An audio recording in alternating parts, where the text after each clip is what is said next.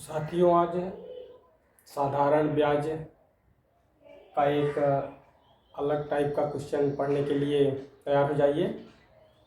Question ये है कि यदि कोई धन 20 वर्ष में 2 गुना हो जाता है तो 10 वर्ष में कितने गुना हो जाएगा। अब इस सवाल में तो 20 वर्ष और 10 वर्ष दिया है, लेकिन आप इस तरह का कोई भी सवाल में कोई भी टाइम दिया हुआ हो तो उसको इसी मेथड से सॉल्व करेंगे। चाहे 20 की जगह 20 रहे तो ये आपको 30 वर्ष का पूछ लिया जाए, या 25 वर्ष का, या 15 वर्ष का, या ये 10 वर्ष का दिया है तो इसको पूछ लिया जाए 20 वर्ष का, 25 वर्ष का, 5 वर्ष का, 3 वर्ष का, 2 वर्ष का, जितने भी वर्ष का पूछ लिया जाए। दोनों में एक का वर्ष दिया रहेगा कि इतने वर्ष में 2 गुना हो जाता है या आधा हो जाता है, तो अगले इतने वर्ष में कितने गुना या कम या ज़्यादा हो जाएगा, उसको सॉल्व करने का मेथड यही सेम प्रोसीजर रहेगा।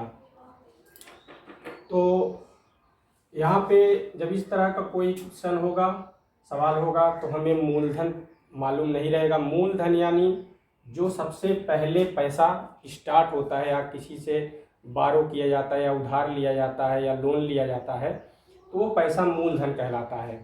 तो इस तरह के सवाल में सबसे पहले मूलधन को 100 रुपये मान लेंगे। तो माना मूलधन 100 रुपये है।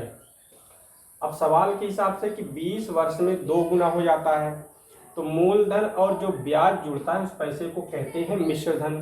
तो मिश्र धन बराबर वो 2 गुना हो गया, तो 2 गुणे 100, मूलधन का 2 गुना हो जाएगा, 2 गुणे 100 बराबर 200 रुपये हो गया। इसको मिश्र धन कहेंगे। जो पैसा हो जाता है बढ़ने के बाद उस पूरे पैसे को मिश्र धन कहा जाता है।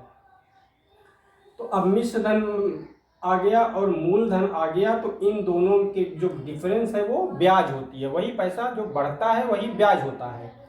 तो साधारण ब्याज बराबर हो गया 200 रुपये, यानी मिश्र धन, और माइनस 100 कर दिए तो 100 रुपये आ गया। अब इसमें जब अगला 10 वर्ष में कितने गुना हो जाएगा, तो हमको अगले 10 वर्ष की ब्याज चाहिए। अब ब्याज ज्ञात करने के लिए हमको मूलधन भी मिल गया और साधारण ब्याज भी मतलब यहाँ पे मिल रही है, और अगले के लिए टाइम भी मिल रहा है। मूलधन भी मिल गया, समय मिल गया।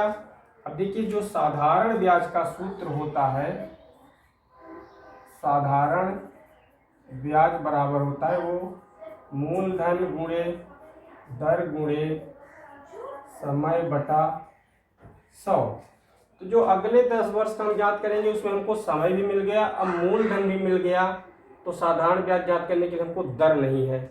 तो इस वाले सिस्टम से जो यहाँ पे दिया हुआ है सवाल में, उससे हम दर पहले निकाल लेंगे अगले स्टेप के लिए।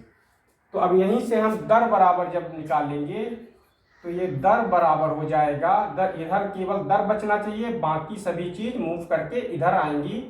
तो जो नीचे होता है क्रॉस मल्टीप्लिकेशन होता है, 13 गुणा, तो 100 गुणा यहाँ हो जाएगा। तो दर बराबर हो गया साधारण ब्याज गुणे 100। अब बटे में ये नीचे, ये ऊपर है तो ये नीचे आ जाएंगे 13 गुणा में, तो हो जाएगा मूलधन और गुणे समय। तो ये दर का फार्मूला बन जाएगा जो यहाँ पे लिखा हुआ है, दर बराबर साधारण ब्याज गुणे 100 बटे मूलधन गुणे समय। ये कैसे बनता है वो मैंने आपको बता दिया।